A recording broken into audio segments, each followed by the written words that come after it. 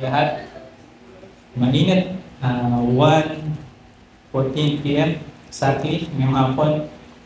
This is the time na dapat ay nagpapahinga. Karamihan sa atin, dahil nauna, it's just the time.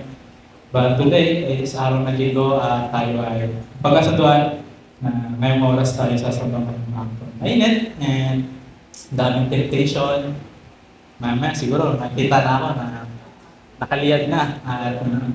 But please, mga kapatid, bear with me. I will try to squeeze this sermon of mine sa pakinabangan din ng iba. Sabi nga ng isang kanta, little is much when God is in it. So, please spare me a moment of yours. And sakrita po ito. Tayo po ay manalangin. Dahil namin, Diyos, ang banal na sa langit, Panginoon, salamat po sa hapon na ito muli, O Diyos, na muli niyo kami, Panginoon, ay dinako dito upang kami sumamba sa iyo sa Espiritu at katotohanan. Salamat, Panginoon, sa kanina umaga, sa mga napakinggan na namin katotohanan ng iyong salita. Pinagpala mo na kami, Panginoon, tinina pa lang. At ngayon, Panginoon, ay may pagkakataon po muli kami na makapananig at kumain, Panginoon, spiritual na pagkain. Lord, sa paglapit sa inyo, we ask yung kapatawaran ng aming mga ligawang kasalanan. Linisin niyo kami, Panginoon, sa inyo. At sa aming paglapit, ay masumpong mo kami walang dungis, Panginoon.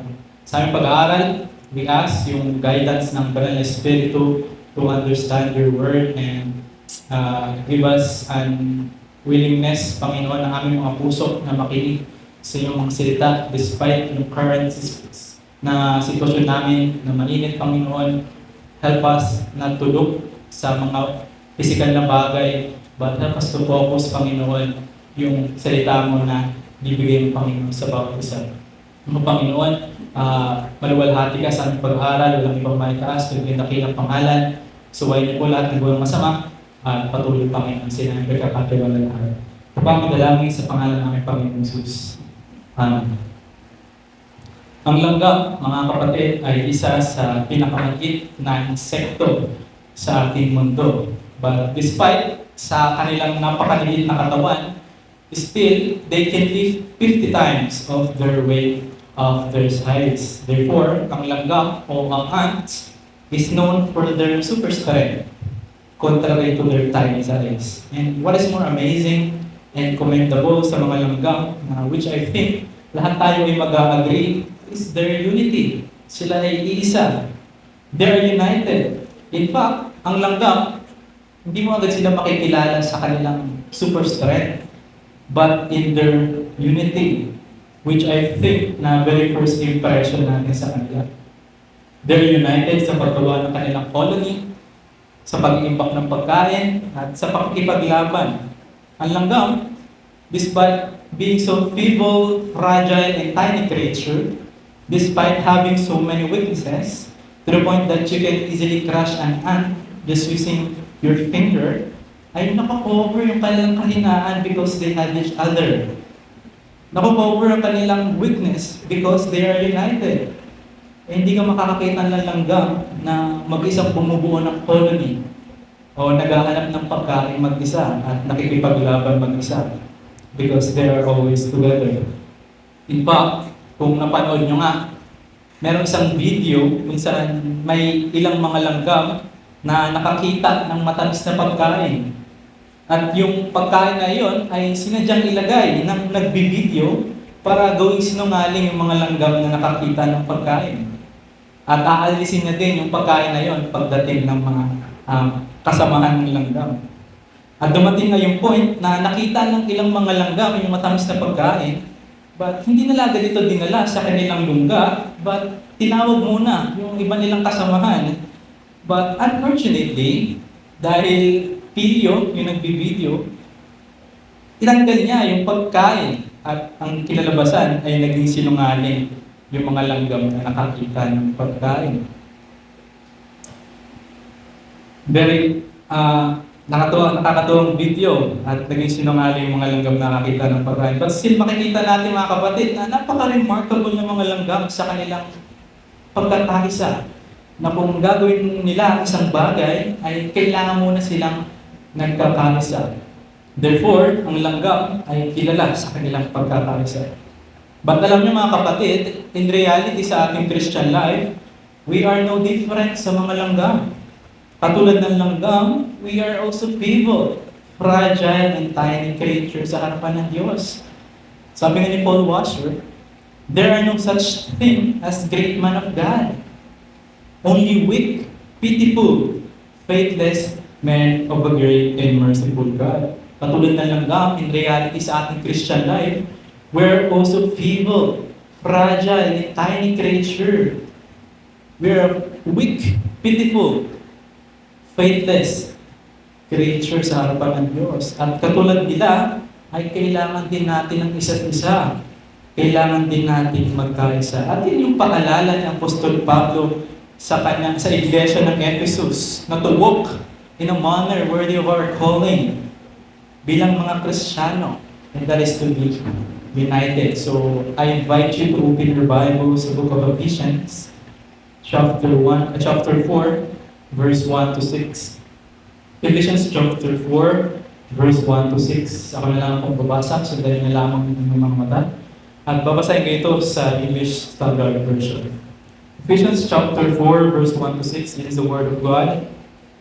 Verse 1, I therefore, a prisoner for the Lord, urge you to walk in a manner worthy of the calling to which you have been called, with all humility and gentleness, with patience, bearing with one another in love, eager to maintain the unity of the Spirit in the bond of peace. There is one body and one Spirit, just as we were called to the one hope that belongs to the hope.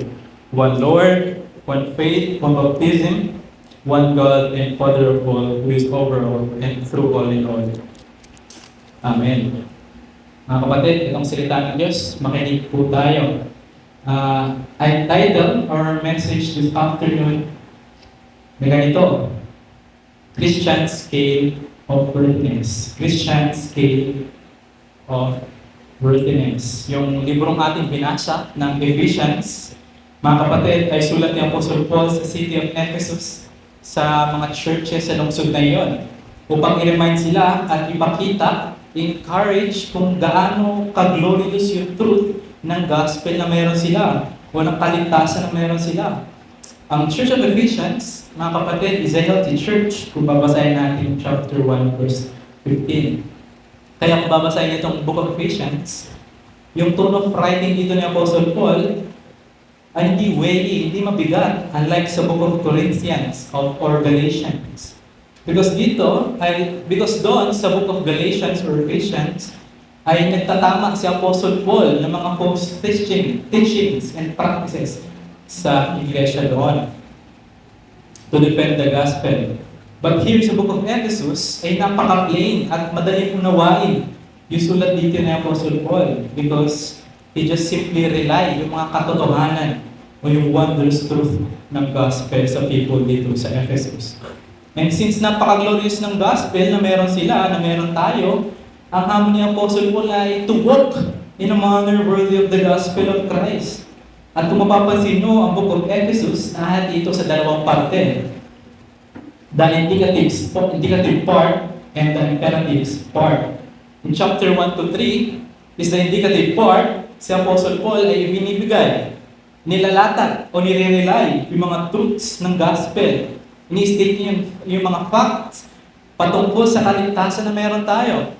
And in chapter 4 to 6, the imperative part, after knowing kung gaano kayaman yung gospel na meron tayo, yung mga katotohanan ng ating kaligtasan, that we are unworthy and that sinner, still, dahil sa biyaya ng Diyos, ay naligtas tayo. Here in chapter 4 to 6 is the imperative part or the command of Apostle Paul. That since you already know yung wondrous truths ng gospel, therefore, this is how you should act. This is now the practical application of your theology. At sa ating text dito sa chapter 4, verse 1 to 6, ito yung pinakaunang parte ng imperative o ng command ni Apostle Paul dito sa Church of Ephesus, sa Iglesia ng Diyos. After knowing yung chapter 1 and 2, that we are saved sa biyaya lamang ng Diyos, and sa chapter 3, that yung salvation, hindi lang siya limitado sa mga Hudyo, Now in chapter 4, in our chapter, after hearing and knowing those indicative things, therefore, we as a church of God should or must be united. We must strive to keep the unity bilang tanda ng pinaburan ng Diyos. At ang aking mensahe sa hapon na ito, ang pagkakaisa, ang tanda ng iglesia ay naiintindihan ang paboran ng Diyos. This is our message. Ang pagkakaisa ay ang tanda na ang iglesia ay naiintindihan ang pabor ng Diyos. Once again, I will repeat. Ang pagkakaisa ay tanda ng iglesia ay naiintindihan ang pabor ng Diyos. At meron tayong dalawang bagay na bibigyan ng pansin sa ating text na binasa. Una, ang karakter ng pagkakaisa, at pangalawang bagay, ang dahilan ng pagkakaisa. Unang bagay, ang karakter ng pagkakaisa. In verse 1, sabi ni Apostle Paul, I therefore, a prisoner for the Lord, urge you to walk in a manner worthy of the calling to which you have been called. Si Apostle Paul ay nagsimula sa word na therefore. Gaya ng sinabi ko, here si Apostle Paul ay kakatapos lang ilatag yung mga truth about the gospel of Christ. Yung gospel na napoposes natin. And si Apostle Paul ngayon is now proceeding sa application ng mga truths ng gospel. That is why he started with the word therefore.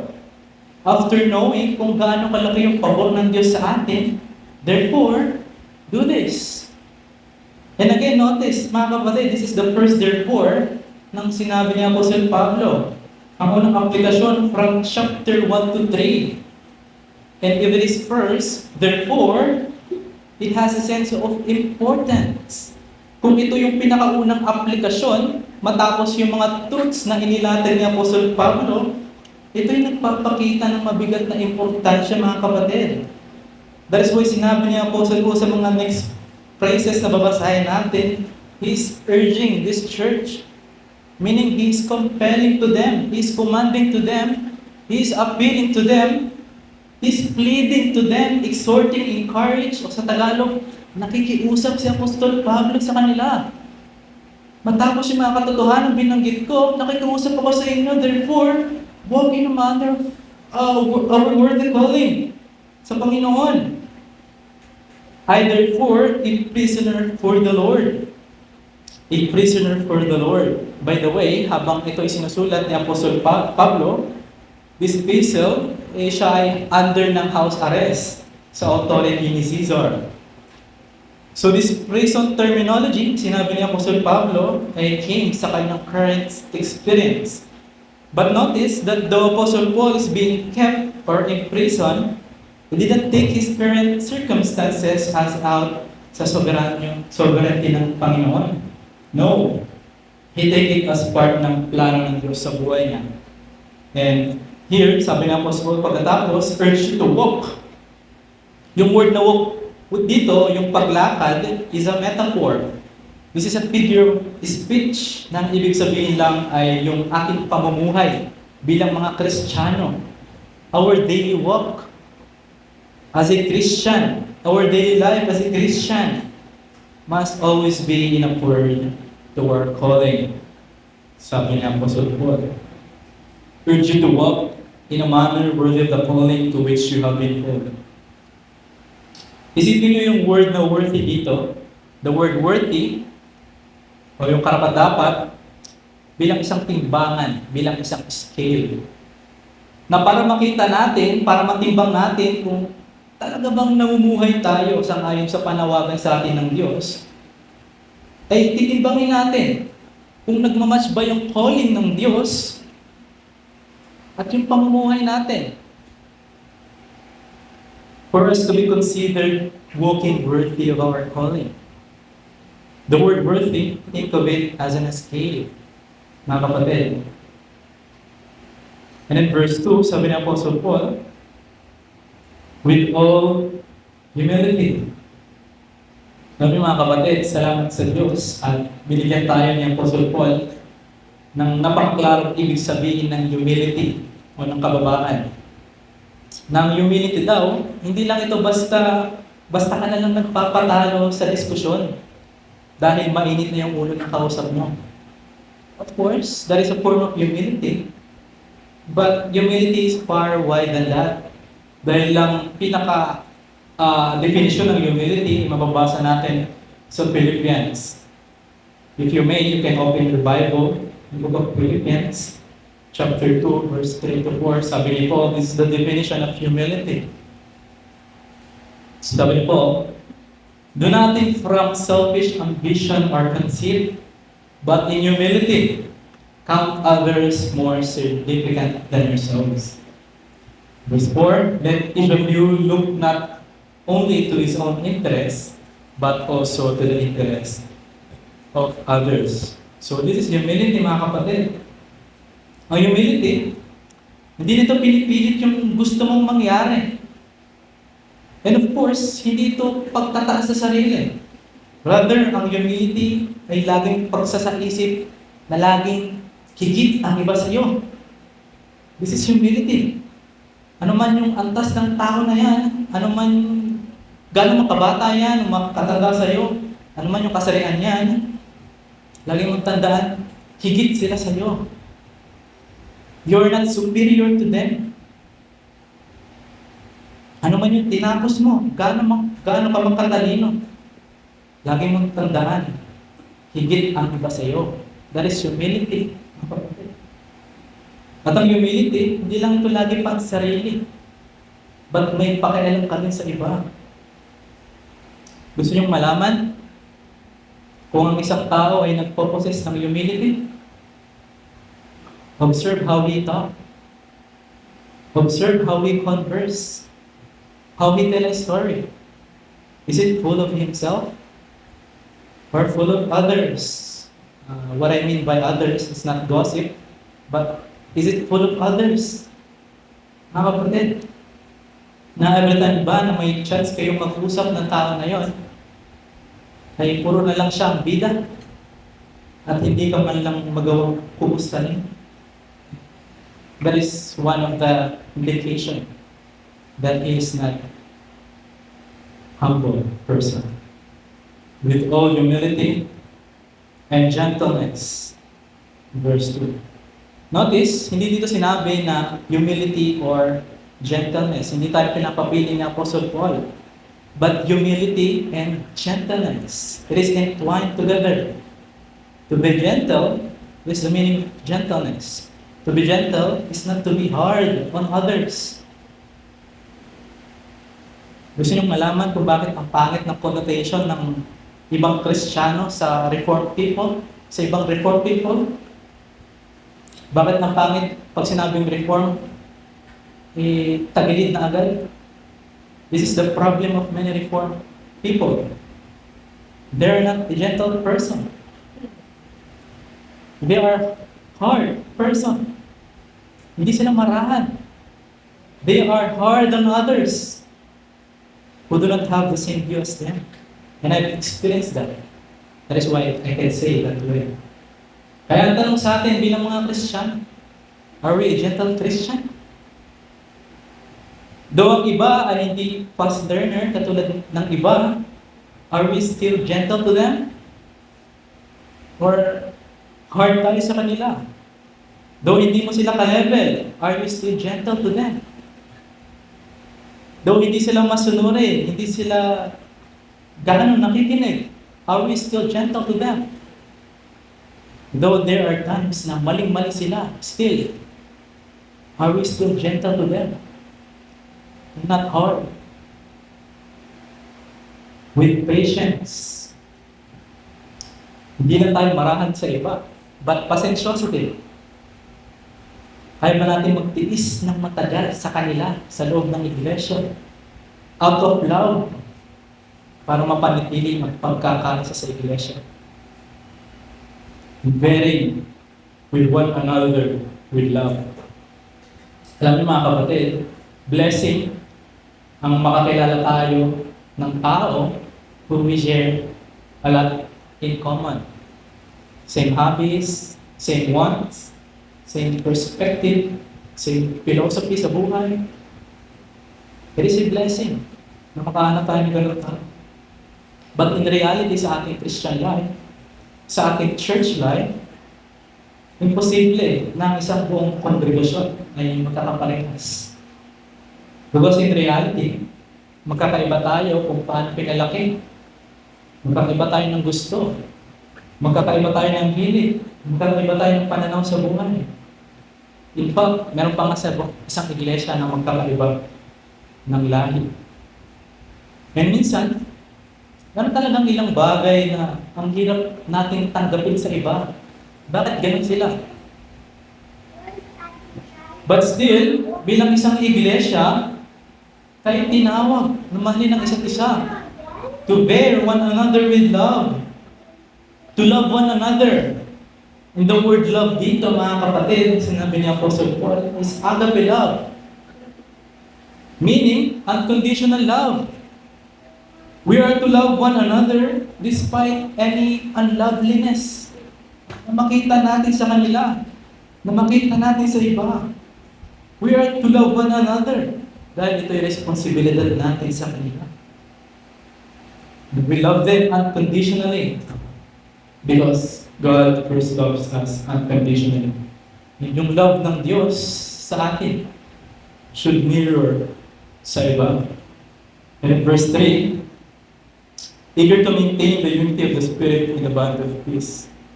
Eager to maintain, o sa ibang salita, making every effort, or you're zealous, diligent, striving, you're doing your best to maintain the unity of the Spirit in the bond of peace. To maintain the unity. Tandaan natin mga kapatid, sinabi ni Apostle Paul, hindi tayo yung nag-create ng unity o yung pagkakalisa. Ang trabaho iniatang sa atin is to maintain, not to create, to keep the unity. Ang pagkakaisa natin bilang isang iglesia. At paano natin gagawin yon? Sa mga karakter na binanggit natin kanina. With all humility, gentleness, patience, and love to one another. Kaya ang hamon sa atin, timbangin natin ang ating gawa, our works, ang ating pamumuhay, at yung ating panawagan. Kung ilalagay ba ito sa timbangan, mag-i-equal ba sila? Our lives and our calling, mag-i-equal ba sila kung sakaling ilalagay sa isang timbangan? For us to be considered walking worthy of our calling. Mga kapatid, ito ba ay magpapantay sa isang timbangan upang masabi natin, worthy tayong namumuhay bilang mga Kristiyano. Worthy of our calling. After knowing yung wondrous truths ng gospel na meron tayo. At pangalawang bagay, mabilis na lang. Dahilan ng pagkakalisa. Verse 46. In verse 46, I will read again. Verse 4, there is one body and one spirit, just as we were called to the one hope that belongs to your call, one Lord, one faith, one baptism, one God and Father of all, who is over all and through all and on and in all.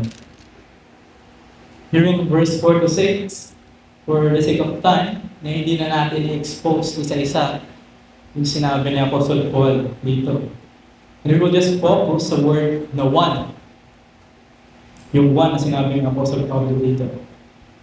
7 times na binanggit ni Apostle Paul ang word na one dito. And the word one means, of course, iisa. And ang gusto lang sabihin dito ni Apostle Paul, that though sa church, sa isang iglesia, it is true that there may be different upbringing, different ethnicity, different background, though we have different lifestyle, wants, perspective, hobbies, philosophy, and so on, eh, pwede pa rin tayong magkaisa, sabi ni Apostle Paul. Dahil ang dahilan naman ng ating pagkakaisa, hindi yung ating mga sarili. kundi yung ating Panginoon. Magkakaiba man tayo ng pinanggalingan, magkakaiba man tayo ng background, o ng iba pang mga bagay, but kung magkapareho naman tayo ng Diyos, magkaparehas naman tayo ng gospel, ay maaari tayong maging united. I remember Pastor Ramen on his lesson about communion of the saints, na every time daw na makakatagpo tayo ng isang professing Christian, wag daw agad natin hanapin yung pagkakaiba natin sa tao na yan, pagkakaiba natin sa kanila. Rather, ang hanapin natin ay kung saan tayo nagkakaisa, kung saan tayo nag-unite. Hanapin natin yung common ground natin. Because sa dami ng ating pagkakaiba, ay aabutin tayo ng maghapon to recite yung differences natin. What is your favorite color? Favorite color is red and yours is black. No, huwag natin hanapin yung mga ganong bagay, but saan tayo nag-unite? Hanapin natin yung ating common ground. And who is that? Who is our common ground? Sinabi dito ni Apostle Paul, it is Christ, mga kapatid. If your Lord is Christ, and my Lord is Christ, and we have the same gospel, then we can unite bilang isang iglesia sa loob ng iglesia ng Diyos. And mas marami pa tayong time if we will find our common ground para makapag-fellowship. Kaya ang sa atin na ito, though there are many differences inside the church that will hinder us to unite, look not to a person in front of you, but look to Christ inside of that person. This is our challenge, mga kapatid. That though there are many differences inside the church that will hinder us to unite as one, look not to a person in front of you. Huwag kang tumingin sa tao na sa harapan mo. But look inside of that person. Look to Christ inside of that person. Mga kapatid, para tayo ay maging isa. As I close, bilang isang iglesia, pinatasan, panatilihin ng pagkakaisa, lagi nating tandaan na ito ay mapapanatili sa pamamagitan ng nagpapakumbabang miyembro ng iglesia ng Diyos at sa napagkakasunduang katotohanan. Again, bilang isang iglesia, pinatasan, panatilihin ng pagkakaisa, lagi natin tandaan na ito ay mapapanatili sa pamamagitan ng nagpapakumbabang miyembro ng iglesia ng Diyos at sa napagkakasunduang katotohanan. Tayo ang alam. Panginoon, salamat sa mga katotohanan ng iyong salita. Salamat, Panginoon, sa Apostle Paul, sulat niya Panginoon sa Ephesians. Maaari namin ma-apply sa aming iglesia, Panginoon. Help us, Lord, tapasanin yung pagbuling na inatag sa amin bilang isang iglesia, kami maghari sa Panginoon. Help us, Lord, Panginoon, though there are many differences inside of us, help us, Panginoon, na tingnan namin palagi ang aming Panginoon Jesus sa taong aming mga nakakasalunguhan.